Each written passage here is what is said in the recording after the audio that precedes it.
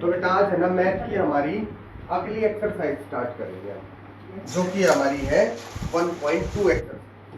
ठीक है, 1.2 एक्सरसाइज में हमारे भाई क्वेश्चन ऐसे है बेटा जो हमारे ना सिलेबस में तो है ही, बट पेपर में एग्जाम में भी बिल्कुल जरूर आने वाले हैं। ठीक है, अब इसमें जो हमारी पहली एक्टिविटी है ना, एक थ्योरम है 1.2, उसे देख लो। हाँ, ये थ्योरम मैं तुम्हें क्यों दिखा रहा हूँ, वैसे ये थ्योरम प्रूव नहीं करनी है तुम्हारे को, बस इस थ्योरम को ना एक बार समझना है। ये थ्योरम है ना, देखो हमें क्या कह रही है, ध्यान देना एक बार। थ्योरम 1.2 हमें क्या कह रही है, let p be a prime number, p एक प्राइम नंबर है। If p divide a square, अगर p a स्क्वायर को डिवाइड कर रहा है, then p divide a also. देखा जाए तो यहाँ पर क्या करेगा वो, अगर कोई नंबर किसी नंबर के स्क्वायर को डिवाइड कर रहा है तो वही नंबर उस नंबर को भी डिवाइड करेगा। ये बात इस थ्योरम में ये कह रहा है। इसको प्रूव करना कोई जरूरी नहीं है, बट ये बात तुम्हें याद रखनी जरूरी है। अगर कोई भी प्राइम नंबर किसी नंबर के स्क्वायर को डिवाइड करता है ना, तो वो उस नंबर को भी कंफर्म डिवाइड करेगा। समझ में आ गई ना? समझ में एक नंबर है हमारा कोई भाई 7 या 3 है या 5 प्राइम नंबर, ठीक है, वो किसी नंबर के स्क्वायर को डिवाइड करता है पूरा स्क्वायर को। हाँ, किसी नंबर के स्क्वायर को, जैसे मान लो 4 का स्क्वायर है ना, या 8 का स्क्वायर है। 8 का स्क्वायर कितना होता है 64। अगर 64 8 का स्क्वायर अगर 4 से या 2 से डिवाइड होता है तो 8 भी 2 से डिवाइड होगा। मतलब कोई नंबर का स्क्वायर को अगर कोई प्राइम नंबर डिवाइड करेगा ना, तो उस नंबर को भी कंफर्म्ड डिवाइड करेगा। ये हमारे को इस थ्योरम में। अब इसकी एक्सरसाइजों में आएंगे ना, तो इसकी एक्सरसाइज में हमारे पास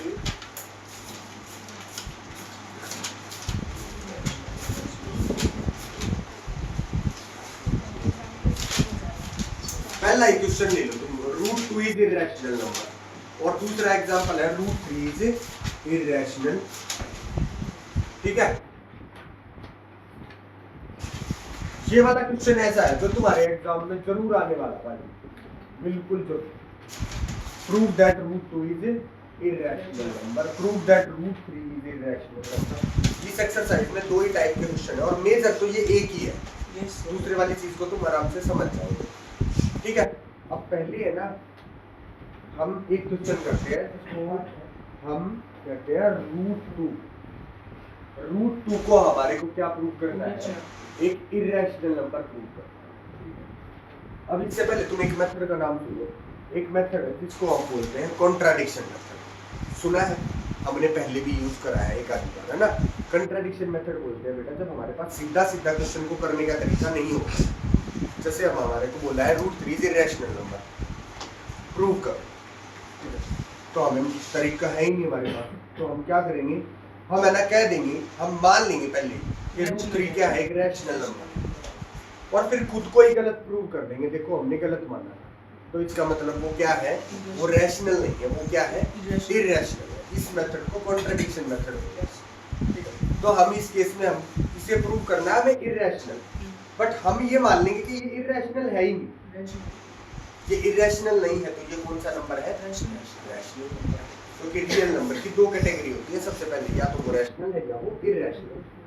ठीक है ना, फिर रैशनल में अलग अलग होते हैं हमारे, नेचुरल है, ये होल नंबर है, या फ्रैक्शन में है अलग, है ना, p/q की फॉर्म में है। तो अभी हमने इसे मान लेंगे कि √2 क्या है, एक √2 इज ए रैशनल। क्लियर है, लेट कर दिया। अब √2 अगर कोई रैशनल नंबर है तो √2 can be written in the form of p/q। इसको हम p/q की फॉर्म में लिख सकते हैं, और यहाँ हमें पता है q is not equal to 0, और p and q are coprime.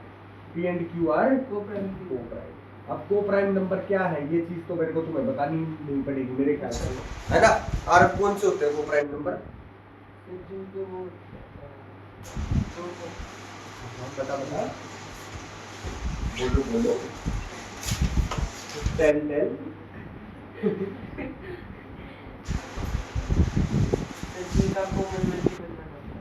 जिनका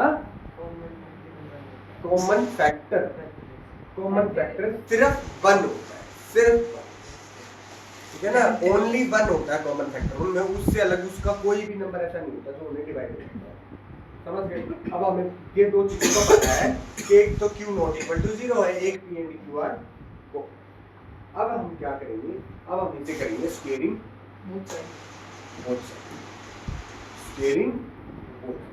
बोथ साइड जैसे ही हमने किया तो ये हो गया √2 का स्क्वायर 2 और ये हो गया p स्क्वायर अपॉन अरे पहले ना मत करो, ये मत करो, पहले हमारे को क्योंकि है ना वो लाना पड़ेगा, इसको क्या करो q को इधर ले जाओ, ठीक है, तो √2q इक्वल टू क्या हो जाएगा p, ठीक है ना, इसको फर्स्ट इक्वेशन लेट करना है क्योंकि ये इक्वेशन कहाँ आएगी, इसको इक्वेशन बना लेगा। Yes sir. अब इसे क्या करेंगे स्क्वायरिंग बोथ साइड, तो जैसे स्क्वायरिंग बोथ साइड करेंगे तो ये आ जाएगा 2q square equal to p, ठीक है। अब यहाँ पर 2 को इधर लेके जाएंगे तो q square equal to p square upon में 2, ठीक है, q square equal to p square by 2। अब यहाँ पर वो थ्योरम यूज करनी है हमने जो अभी रीड करेंगे कि इफ, अभी हमने पढ़ा था कि इफ 2 एक क्या है prime number, if 2 divide p square, किसको p स्क्वायर, सो 2 डिवाइड p ऑल, ठीक है ना, 2 डिवाइड p ऑल, समझ में आ गई बात? सर आपकी रिकॉर्डिंग बंद हो गई, चल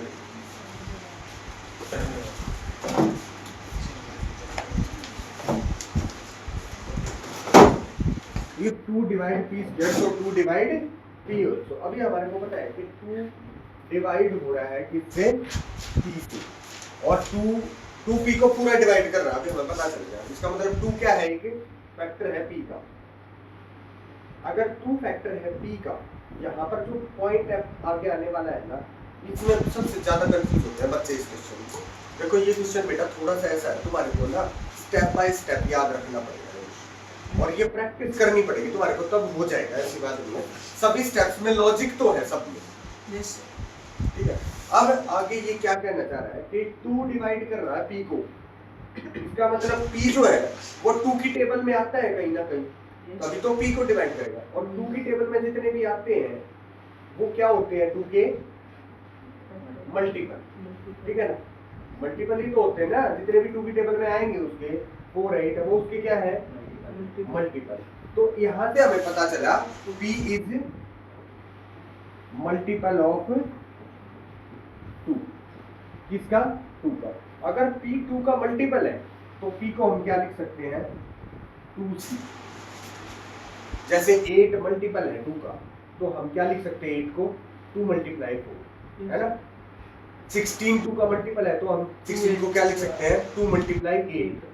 ऐसे ही अगर p मल्टीपल है 2 का तो p को हम लिख सकते हैं 2 मल्टीप्लाई c, कोई भी कांस्टेंट हो सकता है। इतना समझ में आ गया है ना। अब p की वैल्यू हमें पहले से पता है, क्या √2q, तो p की जगह पे यहाँ पुट करो √2q इक्वल टू 2c और यहाँ पर लिख दो बाय फर्स्ट इक्वेशन से, ठीक है। अब इसको इधर ले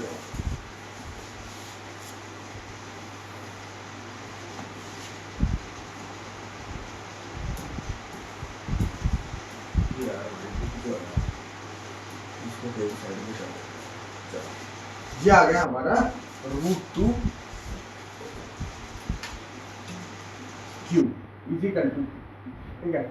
फिर से इसका क्या कर दो c2c है, √2q इक्वल टू 2c, ठीक है ना। अब फिर से इसे क्या करो स्क्वायरिंग बोथ साइड, ठीक है। अब स्क्वायरिंग बोथ साइड करोगे तो क्या आएगा 2q square equal to 4c, यही होगा ना। तो c हमारा किसके इक्वल आ गया 2q स्क्वायर अपॉन में 2 से 2 कट गया तो सी हमारा क्या आ गया, क्यू स्क्वायर अपॉन में सी क्या आ गया, क्यू स्क्वायर अपॉन में। एक बार लगेगा, थोड़ा सा लग गया बट खत्म हो गया, क्वेश्चन लगभग खत्म हो गया। अभी हमारे को यहाँ पर भी इस बात का पता चल गया कि 2 किसको डिवाइड कर रहा है, क्योंकि सीधी सी बात है, उसकी कांस्टेंट वैल्यू आ रही है सी, तो क्यू 2 क्या कर रहा है, इफ 2 डिवाइड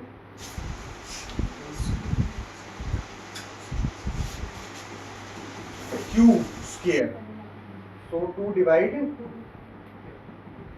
Q also, ठीक है ना।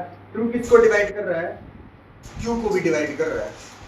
और अभी हमने पहले ही लिखा था क्या, P and Q are C यहाँ से लाए यार, ये हमने माना ना, मान लिया क्या? ये C P को C कोई भी कांस्टेंट है यार, इसको लिखने की जरूरत नहीं है। अगर P मल्टीपल है ना 2 का, तो हम P को लिख सकते हैं 2C की फॉर्म में लिख सकते हैं, 2K लिख सकते हैं, कोई भी कांस्टेंट लिख सकते हैं। हाँ, C लिख दो या K लिख दो। हाँ, यहाँ पे स्क्वायरिंग बोथ साइड्स का, तो कांस्टेंट्स का स्क्वायर करना चाहिए। क्यों का Q का तो कर दिया ना, Q स्क्वायर है ना, C square is equal to Q square by 2, ठीक है। तो सीधी सी बात है, अगर हमारे को ये चीज देखनी है Q स्क्वायर अपॉन फोकस 4 तो बेटा हो गया ना, 2 का स्क्वायर हो गया 4, 2 का स्क्वायर क्या हो गया। अभी हमने पहले ही लेट किया था कि P and Q are coprime, but हमने क्या प्रूव कर दिया, हमने प्रूव कर दिया 2 is common factor of P and Q, करा ना। अभी प्रूव करा हमने कि भाई P भी 2 से डिवाइड होता है और Q भी Q भी 2 से डिवाइड होता है, किया ना प्रूव। और हमने पहले क्या लेट किया था, P and Q are coprime, है ना। So our assumption is wrong, so इसीलिए जो हमने माना था वो क्या था, गलत। So our assumption is wrong. So √2 is a irrational number.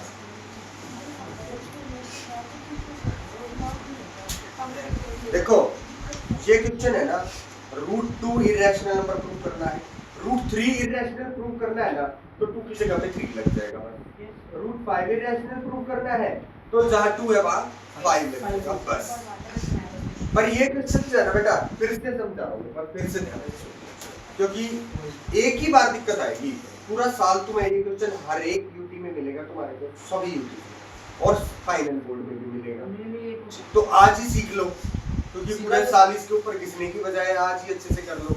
एक बार खुद से भी करके देख लेना, अभी करके देख लेना, घर पे जाके करके देख लेना, आज ही खत्म करना है इसका कहानी को, ठीक है। अब देखो हमारे को बोलना है कि √2 इरेशनल नंबर प्रूव करना है, ठीक है। तो हमारे को हमने क्या लेट कर दिया, √2 इज ए रैशनल नंबर, क्योंकि हम सीधा प्रूव कर ही नहीं सकते। हमने क्या किया, √2 इज ए रैशनल। अगर √2 रैशनल नंबर है तो we can write in the form of P by Q. So √2 is equal to P by Q where Q is not equal to 0 and P and Q are co-prime. मतलब P और Q का कोई भी common factor नहीं है 1 को छोड़ के, समझ गए? हैं? को-प्राइम इंटीजर लिख दो, को-प्राइम इंटीजर लिख दो, को-प्राइम लिख दो, बस इतना ही होगा। अब उसके बाद √2Q यहाँ पर ले गए, इसको Q को √2Q is equal to P squaring both side या 2Q square is equal to P square, तो Q square is equal to P square upon 2। बस इतना ध्यान रखना, तुम्हारे को दिमाग में रखना, एक बार तो P स्क्वायर अपॉन 2 बनाना है तुम्हारे को, और एक बार Q स्क्वायर अपॉन 2 बनाना है, समझ गए। तो जैसे तुमने P स्क्वायर अपॉन 2 बनाया, तो तुम इससे आ लिख सकते हो कि अगर 2 डिवाइड करता है P स्क्वायर को, तो 2 डिवाइड करता है P को, तो 2 फैक्टर है P का, और P क्या है, मल्टीपल है 2 का, समझ गए। अगर P मल्टीपल है 2 का, तो P को हम लिख सकते हैं 2K या 2C, क्योंकि कोई भी 2 का मल्टीपल है तो वो 2K फॉर्म में तो लिखा ही जा सकता है ना। जैसे 18 है, उसको हम लिख सकते हैं 2 × 9, 20 को लिख सकते हैं 2 × 10, 42 को लिख सकते हैं 2 × 21, समझ गए?